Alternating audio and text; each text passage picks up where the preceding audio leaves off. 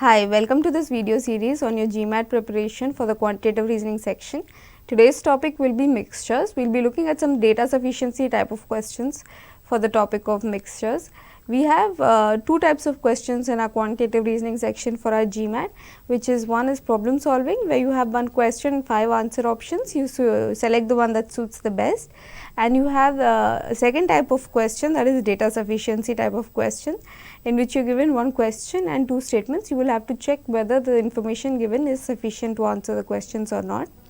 So, we will be looking at what our answer options are. Firstly, these are your answer options for all data sufficiency type of questions, and answer option A is when statement 1 alone is sufficient, but statement 2 alone is not sufficient to answer the question, and answer option B is when statement 2 alone is sufficient, but statement 1 alone is not sufficient to answer the question. Answer option C is when both statements together are sufficient, but neither statement alone is sufficient to answer the question, and answer option D is when each statement alone is sufficient to answer the question, and answer option E is when statements 1 and 2 together are not sufficient to answer the question. So, let us look at the first question now.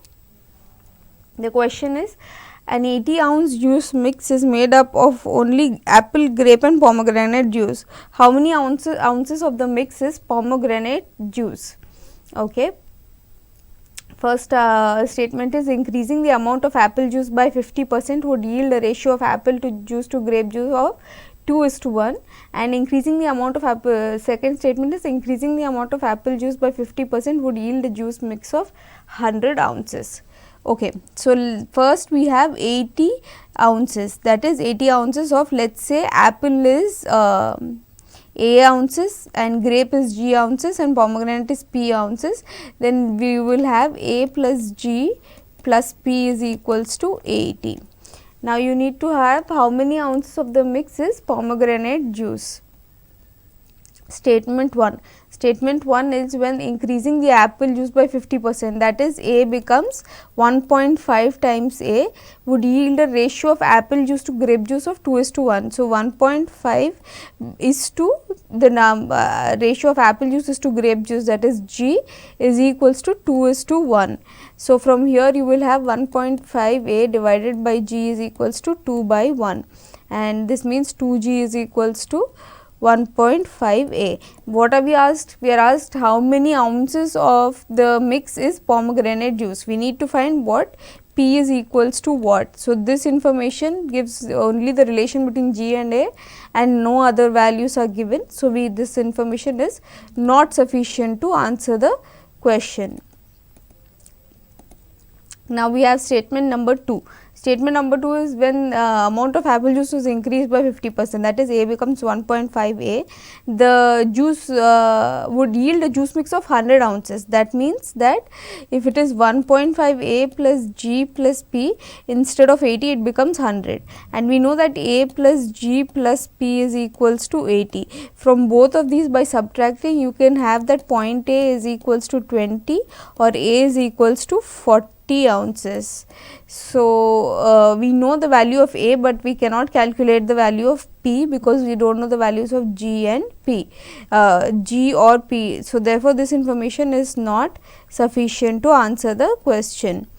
Let us look at now, if we combine statement 1 and statement 2 together. We know that 2G is equals to 1.5 A and we know that A is equals to 40. So, here you can substitute that and you will get 2G is equals to 1.5 times 40, which comes out to be 30. So, therefore, you know that A plus G plus P is equals to 80, A is 40, G is 30. So, P has to be 10. So, therefore, we have been able to calculate the value of P. Therefore, this is sufficient to answer the question. So, answer question becomes C. When statement 1 alone is not sufficient to answer the question, statement 2 alone is not sufficient to answer the question, but statement 1 plus 2 together is sufficient to answer the question. Let us move to the next question now. A certain 4 liter solution of vinegar consists of x liters of vinegar and y liters of water. How many liters of vinegar does the solution contain? Okay. So, if it is the total, it comes out to be 4 liters of solution, and it has x liters of vinegar and y liters of water. So, x plus y is equals to 4. How many liters does the how many liters of vinegar, that is x is equals to what is the question, does the solution contain? Okay. So, first statement tells us that x by 4 is equals to 3 by 8, which means that x is equals to 4 into 3 by 8, which is equals to 3 by 2, and if you know x, you can easily calculate y, because x plus y is equals to 4. Therefore, you can calculate y, and you will say that this information is sufficient to answer the question. Let us see option 2, when y by 4 is equals to 5 by 8, which means that y is equals to 4 times 5 by 8, which is equals to 5 by 2, and we know y. So, that is we do not need to calculate y actually in the first statement. We can directly just stop at calculating x, which is 3 by 2, because that is all we need what is the value of x, but for the statement 2 you will have to calculate x using x plus y is equals to 4.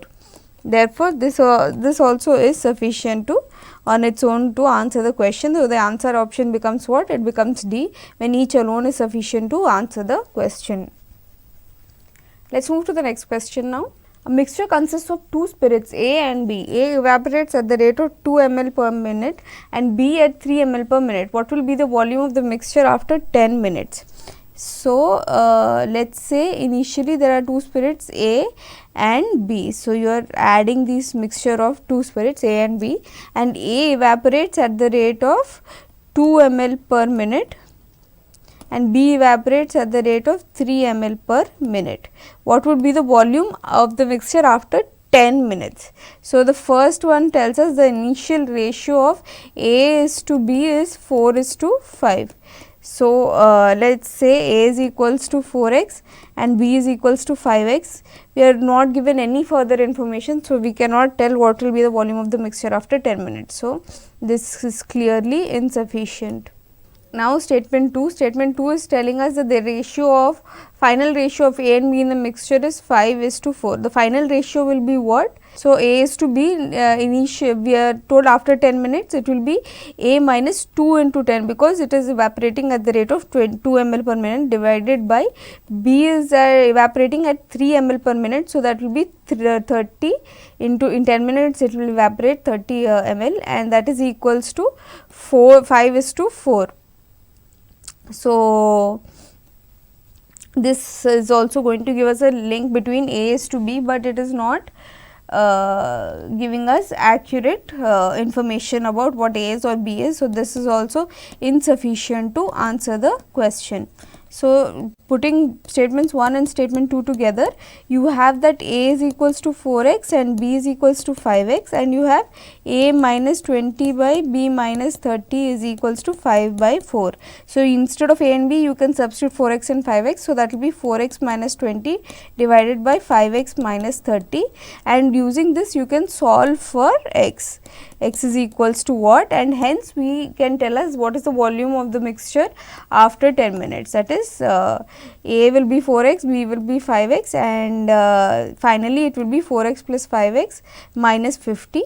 Therefore, this is easily sufficient. We can see that it is sufficient to answer the question. So, therefore, answer is answer option D, when answer choice is answer option C, where statement 1 alone is not sufficient to answer the question, statement 2 alone is not sufficient to answer the question, statement 1 and 2 together are sufficient to answer the question. Okay, let us move to the next question now. A vinegar and oil salad dressing contains V liters of vinegar and W liters of oil. If there are 5 liters of dressing in a jar, how much vinegar is in the jar? Okay. And the first statement is telling us W plus 2.5 divided by 7.5 is equals to 1 by 2. And the second statement is telling us if 2.5 liters of oil were added to the jar, 50% of the dressing would be vinegar. Okay. So, it is given that it has V liters of vinegar and W liters of oil. This is oil and this is vinegar. if there are 5 liters of dressing in the jar, so the total volume comes out to be 5 liters. How much vinegar is in the jar? V is equals to what is the question. So, statement 1 is telling us W plus 2.5 divided by 7.5 is equals to 1 by 2. So, by cross multiplying and solving, you can easily find out the value of W, and hence we know V plus W is equals to 5, V will be 5 minus W. Therefore, this information is sufficient to answer the question. We do not need to do the calculations. Now, let us look at statement 2. If 2.5 liters of oil were added to the jar, that means W plus 2.5 is the volume of the oil right now. 50% of the dressing would be vinegar. Okay. And this is the oil plus the vinegar is as contained before, it is V. Now, we are given that V is equals to 50% of this new mixture, that is V plus W plus 2.5. So, you from here you have one equation in V and W, that is 2V is equals to V plus W plus 2.5, V is equals to W plus 2.5, and we know that V plus W is also equals to 5, hence we have 2 unknowns and 2 equations, therefore, we can solve. Therefore, this information is also sufficient to answer the question. So, the answer option becomes D, when each statement alone is sufficient to answer the question. Let us move to the next question now. There are 2 solutions A and B of spirit and water. The ratio of spirit and water in solution A is 3:4 and 4:5 in solution B. Okay. If 28 liters of solution is taken from A and added to solution B, what will be the final concentration of spirit in solution B? Okay. After the addition, water in solution B is 24 liters more than spirit. Okay. And second statement says that initial amount of solution A is 140 liters. So, we are given 2 solutions A and B, and for A the ratio of spirit is to water is 3:4 and in B it is 4:5. The ratio of spirit is to water. If 28 liters is taken from A and added to solution B, so let us say that this is the spirit plus water will be 3x plus 4x, it is given that it is 28 liters, this is added to B, let us say B is 4y plus 5y. They are asking what will be the final concentration of spirit in solution B. So, here you have 7x is equals to 28, x will be equal to 4. So, you have 12 is the amount of spirit and 4 4s are 16 is the amount of water in the 28 liters. With that we are adding to B, that is 4y plus 5y, this is 9y. Now, there in first statement it is telling us the water after the addition, that is this 28 plus 9y. The water in the solution is 24 liters more than spirit. So, water will be what? Water from solution A is 16 and plus from solution B it is 5y, water is 24 plus the volume of spirit, that is 12 plus the volume of spirit from B is 4y. So, from here you can say that y is equals to 24 plus 12 minus 16, that is coming out to be 20. Therefore, we can easily tell what is the question, what is the final concentration of the spirit in solution B is nothing but 4y, which is equals to 80. So, therefore, this information is sufficient to answer the question. Now, let us look at statement 2. Statement 2 is telling us the initial amount of solution in A is 140, but by giving this information we know nothing. We are already told that 28 liters of A is taken. So, how much is being left out or how much was the initial volume, that does not change anything or does not give us any information about the final concentration of the mixture, that is the volume in B. Therefore, this information is insufficient to answer the question. Therefore, the answer option becomes A, when statement 1 alone is sufficient to answer the question, but statement 2 alone is not sufficient to answer the question. Let us move to the next question now. Jar 1 contains a solution which is 30% nitric acid and 70% water, while jar 2 contains a solution which is 60% nitric acid and 40% water. how many ml of jar 1 should be mixed with 100 ml of jar 2 in order to form an intended solution S. Okay, you have two jars, you have jar 1 and jar 2. Here the nitric acid is 30% in jar 1 and water is 70%, and in jar 2 you have nitric acid which is 60% and water is 40%. Okay, how many ml of jar 1, that is, so let us say some V ml of jar 1 is taken, should be mixed with 100 ml of jar 2. 100 ml of jar 2 is mixed with V ml of jar 1. In 100 ml the nitric acid would be 60 ml and the water would be 40 ml in jar 2. So, this solution would contain this much. So, let us say the solution S will be from statement 1, S is intended to be 40% nitric acid and 60% water. Okay. If we need to see that nitric acid is 40%, that means 40 by 100 is equals to how much nitric acid. From jar 2 you have 60 ml of nitric acid, plus from jar 1 you have 30% of V, that is 0.3 times V. From here you can calculate what is V and you can also calculate. So, that is what we want. We need how many ml of jar 1 should be mixed. So, we need V. So, from here you can directly calculate V. Therefore, this information is sufficient to answer the question. Let us look at statement 2. It says that similar quantities of solution S and the solution in jar 1 are taken, then solution S will contain 4 by 3 times the nitric acid that is present in jar 1. Okay, we know that S is V plus 100 ml. And we need to see how much nitric acid does S contain. It contains 60 ml from jar 2 and 30% from jar 1, that is V ml. This is the nitric acid, and if you are taking a similar quantity of solution from jar 1, the solution S will contain 4 times the nitric acid. It will contain 4 by 3 times the nitric acid that comes out in jar 1. Jar 1's volume should be what? V plus 100. It should not be V, because S is V plus 100. They said the volume should be same for S and jar 1. So, 4 by 3 times V plus 100 is equals to 60 plus 30% of V. So, this again is one equation in one unknown, that is what is V. Therefore, it is easily solvable. Therefore, this information is also sufficient to answer the question. So, when statement 1 alone is sufficient to answer the question and statement 2 alone is sufficient to answer the question, answer option becomes D. Let us move to the next question now. A contractor combined X tons of gravel mixture that contained 10% gravel by weight and Y tons of mixture that contained 2% gravel by weight, and to produce Z tons of mixture that was 5% gravel by weight. What is the value of X? Okay. So, you have X which has 10% gravel. The gravel will be 10%. So, 10 by 100 into X will be your gravel, which is 0.1 X, and then you have Y tons of a mixture that contain 2% gravel, that is 2 by 100 into Y, which is equals to 0.02 Y is gravel.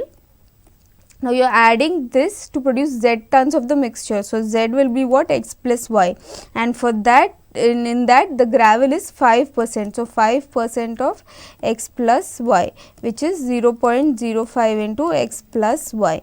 Okay. Now, we need to find out what is X equals to. Let us see statement 1. Statement 1 is telling us that Y is equals to 10, and we already know, we already have one equation. If Y is equals to 10, we know that the gravel must come from these two this thing and must satisfy the equation that 0.1 X plus 0.02 Y is equals to 0.05 X plus 0.05 Y. So, you have two equations, you have Y is equals to 10. By substituting that, you will easily get what X is, and that is what we need to calculate. Therefore, this equation is sufficient to answer the question.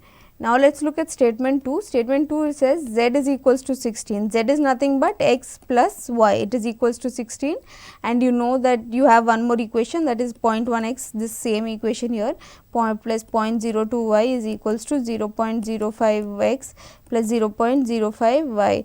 Therefore, this is also sufficient to answer the question. Therefore, when statement 1 alone and statement 2 alone are sufficient to answer the question, answer becomes answer choice D. Let us move to the next question now. How many gallons of water should be added to make the average value of a mixture $480 per gallon? 5 gallons of milk type 1 is mixed with 6 gallons of milk type 2. Okay. So, they are saying that how many gallons should be added to make the average value as $480 per gallon. But from statement 1 you know that there is 5 gallons of type 1 and there is 6 gallons of type 2. There are 5 gallons of type 1 and there are 6 gallons of type 2, but they do not say anything about what the rate of type 1 is and what the rate of type 2 is. So, we cannot comment on what the rate of the mixture will be. So, this is clearly insufficient to answer the question. Let us look at statement 2. Statement 2 tells milk of type 1 is 600 per gallon. So, type 1 is $600 per gallon and type 2 is 90% the cost of milk of type 1, that means 0.9 times 600, which is equals to $540 per gallon. So, we know this is the rate for type 2, but we still do not know from this alone we do not know how much type 1 and type 2 are mixed. So, we cannot give the average of the both, what the rate will come out to be cannot be calculated, since we do not know how much volume of each of them is being added. Now, if you are looking at statement 1 and 2 together, now you can say that type 1 is 5 gallons, type 2 is 2 gallons, and you know that type 1 is $600 per gallon and the type 2 is $540 per gallon.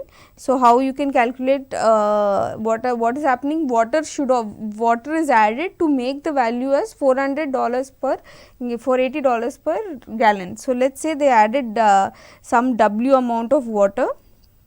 Water is free, let us assume that. So, type 1 will be 5 gallons into $600 per gallon, plus type 2 will be 6, type 2 is how many ml? Type 2 is 6 not ml, 6 gallons. So, 6 into $540 per gallon whole divided by 11 plus the amount of water is W should be equals to 480.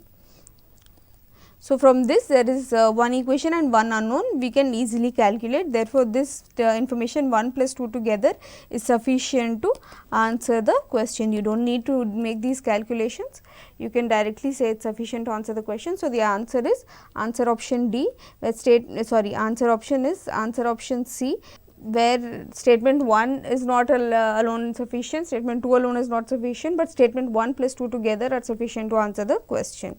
So, those are some sample questions on the topic of mixtures. Hope they were clear. Thanks for watching.